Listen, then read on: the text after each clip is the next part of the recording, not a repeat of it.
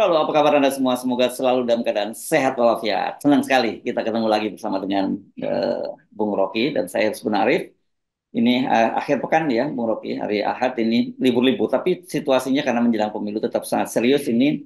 Jadi soal sikap Presiden Jokowi yang merasa tidak bersalah untuk berpihak atau berkampanye itu karena itu memang diatur dalam undang-undang, itu mengundang jumlah protes yang sekali ini cukup serius karena ini datanya dari PP Muhammadiyah ya Bung Rocky, divisi hukumnya ini yang menyatakan agar Presiden Jokowi mencabut pernyataannya itu karena sebagai presiden dia harusnya menjadi teladan.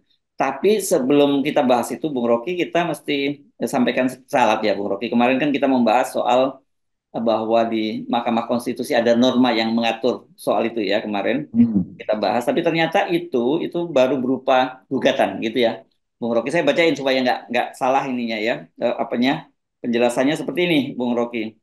Jadi tadi itu ada namanya ini teman kita ini namanya Pak Mas Gugum ya, yang dia pemohon judicial review di Mahkamah Konstitusi soal kampanye presiden. Ini perkaranya PUU garis garis hubung 21 tahun 2023. Jadi menurut dia bahwa soal syarat sepanjang tidak terkait hubungan keluarga saudara atau semanda sampai sederajat ketiga dan hubungan suami istri dan seterusnya itu materi yang diuji di Mahkamah Oh. Konstitusi dan sekarang sedang berjalan. Gitu Bung Rocky ya. Dengan begitu kita sudah perbaiki ya kesalahannya ya. Kita ralat ya Bung Rocky ya. Iya, tapi sekaligus itu menunjukkan ada intensi masyarakat untuk Yes, mempersoalkan the yes, existing benar. law itu. Ya, Kalau kita belajar filsafat hukum, ada prinsip bahwa yang sedang dibayangkan rakyat juga itu adalah potensi menjadi hukum kan. ya, Selain hukum yang sekarang ada, namanya ius constitutum, jadi hukum positif yang berlaku, ada juga ius constituendum. Jadi hukum yang akan datang, the future law, yang isinya adalah koreksi terhadap ius constitutum. Jadi betul Pak Gugum itu juga bersama dengan Muhammadiyah menjadi bagian dari perjuangan untuk menghasilkan etika hukum yang lebih kuat itu, yaitu membatasi kekuasaan. Jadi ya kita keliru menganggap itu sebagai keputusan Mahkamah Konstitusi, tapi itu bagian dari upaya untuk memaksa Mahkamah membuat keputusan yang berdasarkan prinsip etika publik. Kan itu dasarnya kan. ya, Jadi ya, ya. selamat buat Pak Gugum dan teman-teman Muhammadiyah karena berupaya untuk membuat terobosan. Jadi bayangkan misalnya ada warga negara yang datang ke Mahkamah Konstitusi karena kesadaran dia melihat bahwa hukum yang sekarang di existing law, ius constitutum hari ini yang dipamerkan oleh Pak Jokowi itu sebetulnya harusnya udah lama ditinggalkan. Tetapi untuk meninggalkan itu diperlukan norma baru tuh. Dan itu yang dipetitumkan oleh Gugum dan Muhammadiyah supaya Mahkamah Konstitusi memahami bahwa ada aspirasi baru, perlunya the future law, perlunya ius constituendum selain ius constitutum. Kira-kira itu catatan kaki Ya, ya. akademis dari saya. Dan Jadi terima kasih. dan mereka ini rupanya sudah mengantisipasi. Ini termasuk orang yang sudah sejak awal rupanya tahu ini bakal kejadian semacam ini. Dia bisa menduga Pak Jokowi akan berpihak begitu. Makanya dia mengantisipasi itu. Tapi sebelum ini diputuskan, karena itu termasuk panjang prosesnya gitu, ternyata Pak Jokowi sudah melakukan hal yang itu gitu. Mestinya Pak Jokowi kalau punya semacam pengetahuan tentang bahwa kita hidup di dalam living constitution, konstitusi yang hidup bukan yang mati itu, bukan bukan istilah hukumnya bukan black letter of law, bukan pasal-pasal mati yang sekedar ada huruf hitamnya itu seperti yang dipamerkan oleh Pak Jokowi lewat kart itu, apa namanya, karton yang segede-gede baleo itu. Mestinya Pak Jokowi juga menerangkan, oh iya ini masih berlaku, tetapi saya membaca bahwa di publik tuh ada Hmm. usaha untuk memperbaiki undang-undang ini. Tapi oke, buat sementara saya masih pakai undang-undang ini. Jadi terlihat bahwa Jokowi itu mampu untuk membaca, oke, akan ada undang-undang yang lebih bermutu. Tapi kan dia ngotot kan, katakan, ada jangan macam-macam ya, nggak usah tafsirin lain-lain. Loh, ketika Jokowi bilang nggak usah tafsirin lain-lain, justru sedang ada penafsiran baru di Mahkamah Konstitusi berdasarkan permintaan rakyat. Yang dalam hal ini yang terekspos adalah permintaan petitum dari Pak Gugum tadi, yang kemudian diikuti juga oleh Muhammadiyah. Jadi memang ada perkembangan hukum baru. Itu pentingnya novelty, kebaruan di dalam cara kita memproses dalil-dalil hukum. Jadi tetap ada hukum progresif yang menginginkan supaya presiden itu berhenti mempergunakan kekuasaannya, apalagi dimaksudkan untuk menolong atau membantu anaknya kan. Nah itu yang kita sebut publik lebih cerdas dari presiden, karena publik mengintip lebih jauh, ini bahaya nih, presiden pasti akan memanfaatkan seluruh fasilitas negara. Karena itu dahulukan petitum itu supaya Mahkamah Konstitusi keluarkan peraturan yang statusnya adalah membatalkan peraturan sebelumnya tuh, dengan petitum baru tadi yang sangat bagus itu, menuntut supaya presiden tidak boleh terlibat di dalam politik, apalagi yang bermaksud untuk memungkinkan keluarganya itu tampil sebagai pengganti dia tuh. Dan bahasa hukumnya tentu ada dalam petitum itu. Ya, ya. Nah, tapi kalau kita kembali ke Muhammadiyah ya, bagaimanapun juga Muhammadiyah ini kan organisasi kemasyarakatan gitu yang Bung Rocky, dan kalau di Indonesia kedudukannya ini dia kan organisasi ormas Islam terbesar kedua setelah NU, dan kelebihannya saya kira di Muhammadiyah kan banyak sekali para intelektual gitu. Kita terlihat juga dari perguruan tinggi yang mereka punyai dan sebagainya. Saya kira ini moral call ya, ini bukan lagi political call Ya, gitu ya. Ya, betul, ini moral call, dan kita tahu bahwa di belakang itu pasti ada Pak Busro yang ya, ya, ya. terus-menerus mengingatkan fungsi dari kritik, fungsi dari pemilu sebagai upaya untuk membenahi Indonesia tuh. Dan saya kira Muhammadiyah mengambil konsekuensi tertinggi itu bahwa dia harus ucapkan itu tuh. Jadi kita lihat bagaimana orkestrasi yang dibangun oleh Jokowi yang menginginkan supaya hanya ada satu lagu, itu lagu keterlibatan dia di parlemen, dia di dalam pemilihan umum itu dibatalkan oleh lembaga yang bahkan lebih lama menghidupkan Indonesia itu. Muhammadiyah kan jauh sebelum Indonesia ada, Muhammadiyah udah ada kan. Muhammadiyah Ya. tahun berapa tuh? 19 berapa? 20 19 sekian. ya 11 atau 9 lupa saya 19 1911 itu. ya ya ya Jadi kita menghitung bahwa Muhammadiyah itu yang mengerti tentang bangsa ini tuh. Jadi jangan remehkan kalau ini, itu kan cuma ormas. Bukan, ini ormas yang membekali kita dengan peradaban pendidikan. Muhammadiyah itu sekolahnya ada 200 universitas, itu artinya ada pembicaraan yang sangat serius di kalangan dosen dan pemikir Muhammadiyah bahwa Jokowi itu membahayakan negara, tuh, membahayakan bangsa, bahkan membahayakan peradaban. ya. Tetapi gini ya, sebenarnya kita berdebat soal bahwa itu kan yang eksplisit disampaikan oleh Pak Pak Jokowi. Tapi realitasnya sebenarnya Pak Jokowi sudah melakukan melakukan hal itu gitu ya. Eh, Dan saya kira sekarang yang paling jadi korban apa yang langsung merasakan itu adalah Ganjar Pranowo dan PDIP, karena kelihatannya mereka ini Pak Jokowi betul-betul all out menggempur wilayah-wilayah basis-basis pendukung PDIP kan di Jawa Tengah nih kelihatannya Pak Jokowi intensif banget bagi-bagi sertifikat, bagi-bagi bansos dan sebagainya. Dan kita lihat juga ternyata banyak sekali sekarang ini para menterinya itu yang ada di paslon 02 seperti Erlangga Hartarto, Pak Zulkifli Hasan ikut bagi-bagi bansos dan selalu menyampaikan bahwa itu bantuan dari Pak Jokowi. Kalau Pak Pak Zulkifli Hasan malah menyatakan bahwa kalau kalau nanti Prabowo dan Gibran nggak terpilih lagi, nggak ada bansos lagi. Itu kan, wah itu sudah terlalu jauh tuh, Bung Rocky. Inilah, ini terpaksa kita mau sebut bukan sekedar konyol, tapi eh, dangkal itulah. Ini ngapain sih kayak pemimpin partai yang beradab itu? Kan kita kenal PAN itu adalah partai yang beradab tuh, partai yang didirikan untuk mendukung reformasi. Saya tahu ketika didirikan, saya ikut beberapa pertemuan, namanya MARA dulu, Majelis Amanat Rakyat itu, isinya adalah percakapan intelektual. Tiba-tiba orang kayak Sulkas itu jadi bukan sekedar mengganggu jalannya reformasi, dia mau menghalangi reformasi itu, mengingat kembali bahwa PAN itu didirikan untuk membela reformasi yang di dalamnya anti KKN. Kalau yang dikirakan Jokowi sekarang itu super KKN, ngapain Zulkifli masih bela-bela kan itu, apa yang ada di kepalanya itu selain buat takut dikena sprindik. Kan ini soal moral yang dihapus oleh Jokowi demi kepentingan ambisi dia kan. Demikian juga Erlangga sama aja tuh. Jadi bagi kita yang berupaya untuk menegakkan bahkan benang basah demokrasi masih berupaya kita kita tegakkan. Nah mereka ini justru menenggelamkan benang yang memang udah basah tuh. Dan itu konyolnya tuh. Jadi saya mau berkampanye negatif aja pada mereka ini karena Ya, saya nggak melihat bahwa mereka punya intensi untuk mewujudkan demokrasi. Mereka hanya punya intensi untuk mendompleng pada kekuasaan supaya kasus-kasus mereka ditutupi itu. Kita mau tuduh itu aja karena nggak ada tuduhan lain kan, ngapain?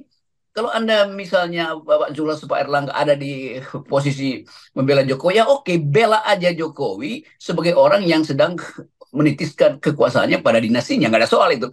Tapi jangan menganggap bahwa itu ancaman tuh kalau Anda nggak pilih Gibran itu Anda nggak dapat BLT lagi. Lo kurang ajar kan? BLT itu pajak gue, pajak FNN, pajak penonton FNN itu bagaimana pikiran semacam itu ada di kepalanya Sukas. Ya, ya, ya. Ya, yang sama juga dilakukan oleh Pak ini ya, Pak Erlangga yang minta agar Ya itu. terima kasih kepada Pak Jokowi gitu katanya. Loh ini bukan dari Pak Jokowi ini. Dan ini yang disinggung oleh Ibu Megawati kan, beras-beras bagi bansos memang dari kantong sendiri itu dari pajak rakyat. Ibu Mega persis menyatakan seperti Anda sampaikan ketika kampanye di Bandung hari kemarin juga pekan yang lalu. Iya, saya berupaya untuk mengingatkan Golkar. Golkar itu partai yang paling modern, yang mampu untuk berpikir rasional. Tiba-tiba jadi irasional hanya karena ketagihan kenikmatan nempel pada Jokowi kan. Dan yang berbahaya lagi adalah anak-anak muda Golkar ini kan juga otaknya bagus-bagus tuh. Jadi ngapain tuh nggak ada suara di situ kan? Kalau ketua partai bicara begitu, itu artinya ada perintah dari kekuasaan untuk jangan bicara lain selain memuji kami tuh. Iya, tetapi aparat-aparat Golkar yang main tuh AMPI atau gerakan mana macam-macam itu punya standing yang bisa berbeda dengan ketua umum Golkar. Nah ini yang mau kita inginkan. Suara ketua umum itu biarin aja karena memang itu hasil negosiasi itu kertambah dari awal dengan Pak Jokowi. Tetapi di bawah itu Golkar nggak boleh jadi semacam pemandu suara aja untuk suara suara ketua umumnya tuh. Demi akal sehat ya, bukan bukan kita nggak ada urusan dengan dukung mendukung, tapi kita ingin Golkar itu tumbuh sebagai partai yang berakal, partai yang berpikir, partai yang rasional tuh, bukan masuk dalam kekonyolan-kekonyolan seperti ucapan Erlangga. Dulu. Oke, jadi kalau kita karena dari perbincangan kita kemarin kalau kita ini sampaikan pada Pak Jokowi nggak ada gunanya karena kelihatannya Pak Jokowi sudah tidak paham atau tidak mau paham gitu.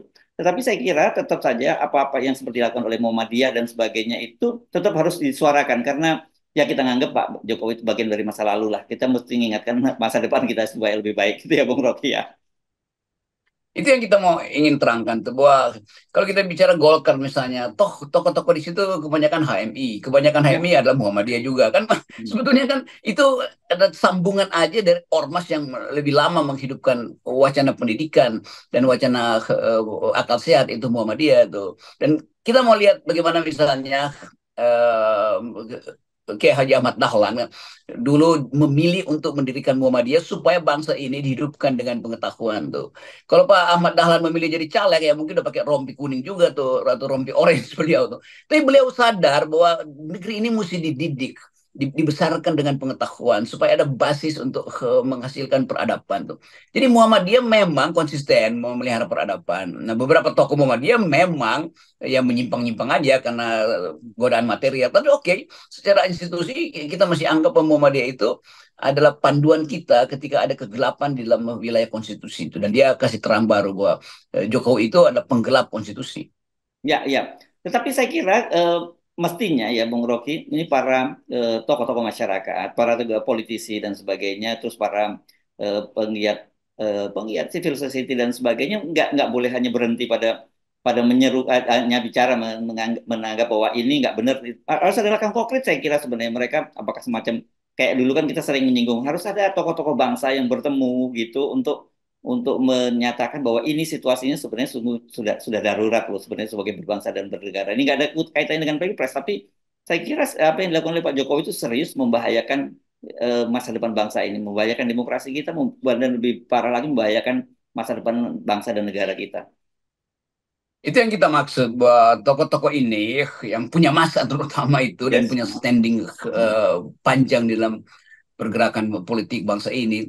Muhammadiyah, PDIP juga itu. PDIP ini kan partai yang sama dengan Muhammadiyah umurnya kan. Kan PDIP adanya dari tahun 26 sebetulnya kan. Yang dibawa oleh Soekarno tuh. Jadi kita ingin PDIP terutama itu ambil langkah dong lebih lebih konkret tuh. Jangan biarkan Jokowi menguasai narasi itu. Karena bagi Pak Jokowi cuma itu idenya kan mengucapkan sesuatu yang sudah dia lakukan sebetulnya tuh dan membantah yang sebetulnya nggak masuk akal.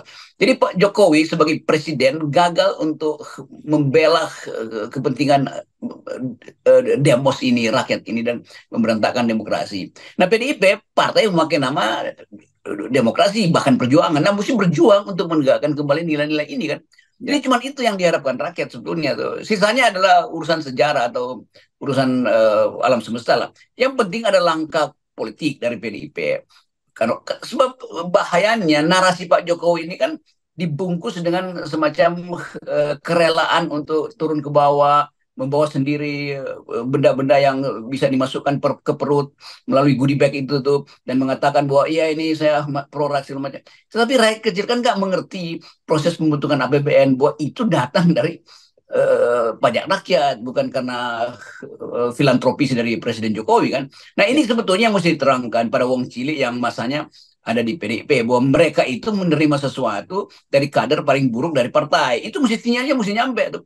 Jadi ya, Ibu Mega mesti terangkan pada publik itu bahwa itu ada penghinaan terhadap rakyat. Karena itu bukan hadiah dari presiden, tapi itu kumpulan pajak kita semua tuh. Nah, kalau itu dimengerti oleh rakyat, maka ada basis bagi PDIP untuk memulai pemaksulan kan. Cuman itu jalan-jalannya tuh. Jadi sekali lagi ujungnya nggak mungkin berakhir cawe-cawe Pak Presiden kalau tidak diancam langsung melalui tindakan politik di DPR, yaitu proses pemaksulan. ya.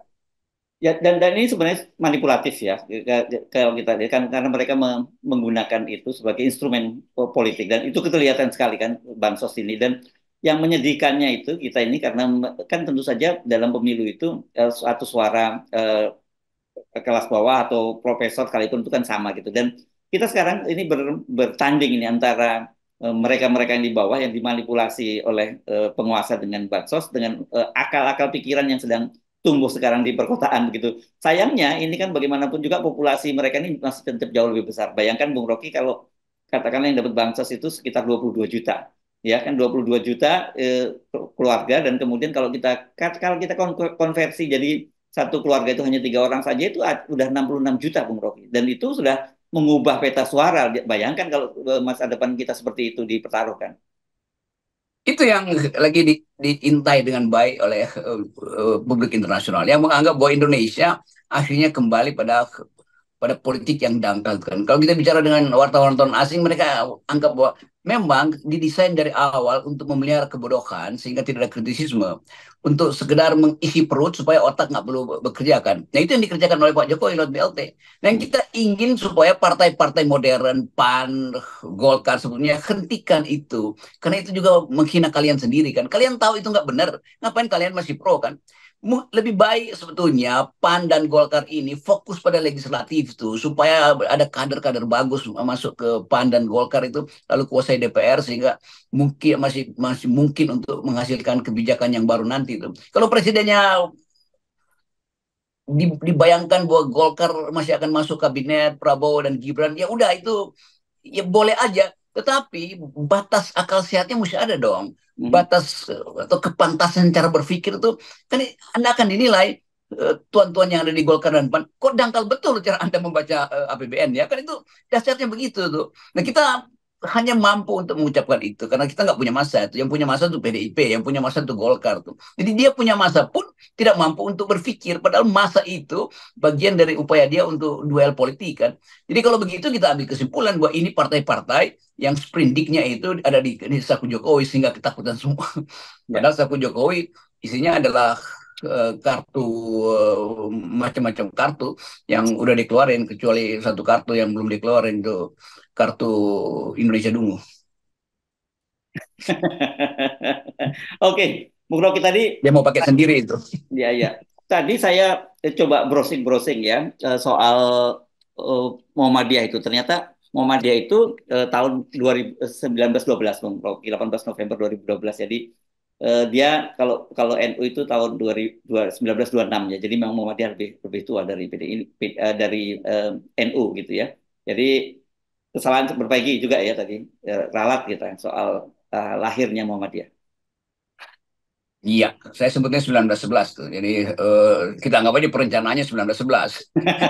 Tapi Tapi lepas dari soal-soal kalender, yang lebih penting adalah memastikan bahwa suara Muhammadiyah itu betul-betul berbasis pada keinginan untuk menghidupkan akal sehat, menghidupkan pedagogi, menghidupkan cara bertengkar secara akademis. Dan itu yang diajukan hari ini, bahwa mau dia memberi kritik kepada Presiden Jokowi tentang cara Jokowi membaca hukum, cara Jokowi menerjemahkan undang-undang. Itu dasarnya, itu poin yang bagus sekali itu. Dan tentu akan ada langkah, kita kita tahu akan mesti ada langkah lebih dari sekedar teguran akademis, mesti ada langkah politik, dan itu yang kita inginkan diucapkan lebih terbuka dengan maksud yang lebih jelas, yaitu seseorang yang diminta untuk menjaga konstitusi dan difasilitasi dengan kemampuan etik itu tidak melakukan perintah itu. Jadi dia layak dimaksulkan. Jadi semua orang sekarang berpikir tentang bagaimana memulai aksi pemaksulan itu. Yes. Masyarakat sipil menanti itu karena proses itu ada proses politik. Jadi partai politik yang mesti memulai itu. Siapa Yes. partai politik yang punya kepentingan langsung? Ya PDIP.